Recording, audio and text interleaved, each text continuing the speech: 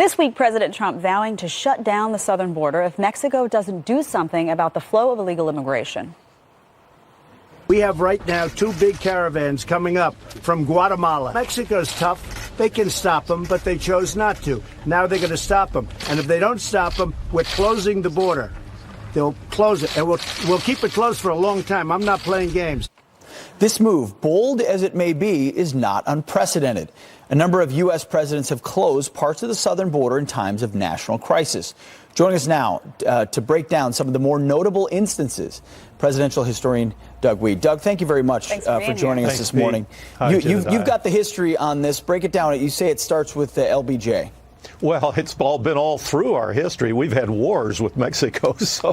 But yes, under LBJ in modern times, 1963, in 1969, Nixon shut the border down, and the Washington Post praised him for it. 1985, Ronald Reagan, facing a similar problem, shut the border down. He felt Mexico had to be punished, to be brought into line to help with the drug war. They had murdered Kiki Camarena, and then for all purposes, the border was shut down after 9/11 by George W. Bush. It wasn't literally shut down at that time, but almost. It was slowed to a crawl.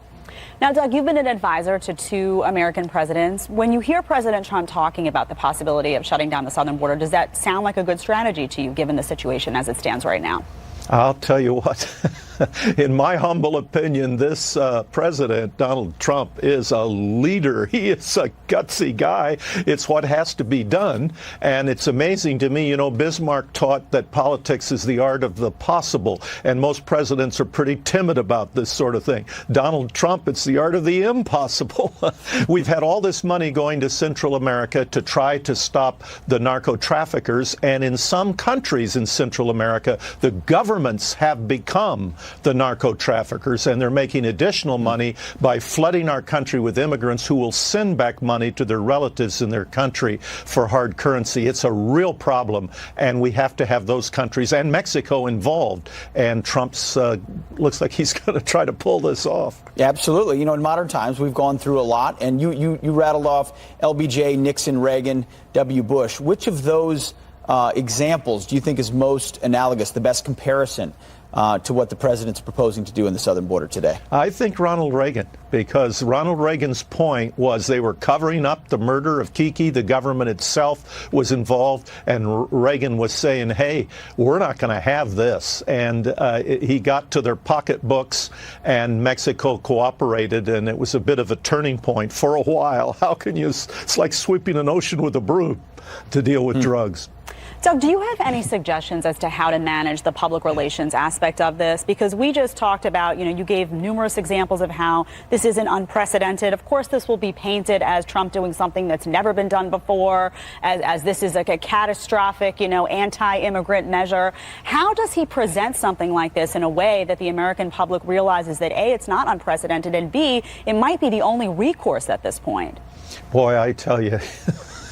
I don't know, because you've got the corporations that sponsor the national media making money off of this. They want cheap labor.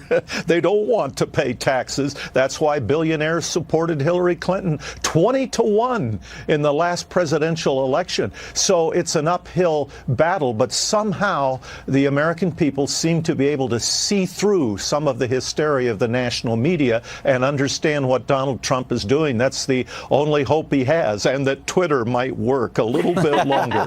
His ability to project that his perspective without a filter is certainly incredibly important, and an advantage that these previous presidents you mentioned really didn't have.